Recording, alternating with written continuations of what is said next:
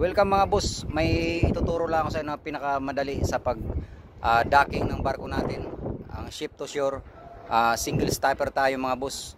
Yun ang pinakamadali para mabilis yung maibigay natin ng lubid dun sa port na hiningi ng mga lineman. Kasi ang iba kasi mahilig gumamit din ng double stopper kaya matagal.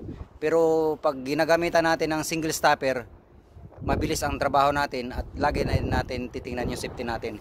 Ipapakita ko sa inyo mga boss kung paano mag single stopper tayo na mas mabilis kaysa sa double stopper. Ito. Ayan, panoorin natin mga boss . Panoorin natin yung natin. Paano ang single stopper mas mabilis sa magbigay tayo ng lubid sa lineman dun sa port, kasi minsan nagmamadali sila. So ang gagamitin natin ngayon single stopper, pinakamadali. So ganito lang mga boss ang single stopper, napaka basic lang to, hindi natin pinapahirapan yung sarili natin to, diba? Ganito yun mga boss. So ngayon iikot mo to rito, ikot ganito. Yan. Mga 3 ikot siguro, 4 na ikot mga boss. Walang kawala yan. Mas madali. Yan. Kita natin. Oh. Mabilis. Napakabilis. So, dalawang klase ang single stopper mga boss. Ganito.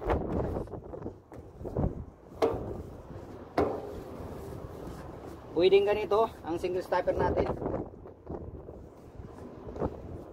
Pwedeng ganito.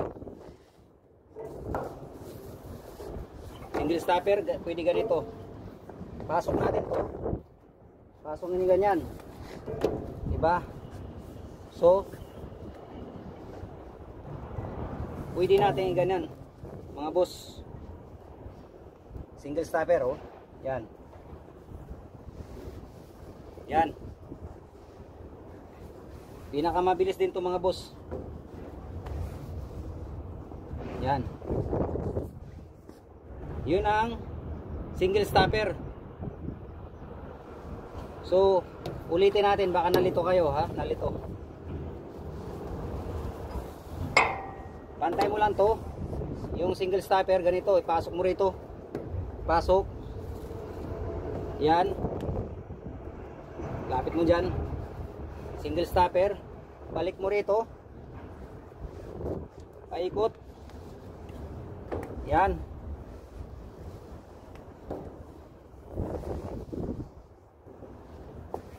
Oh. Napakabilis. Napakabilis na, basic lang. So kahit dalawa lang kayo, okay na. Madali lang tanggalin. Yan oh.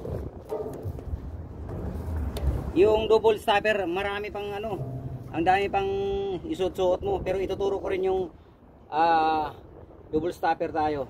Turo ko yan.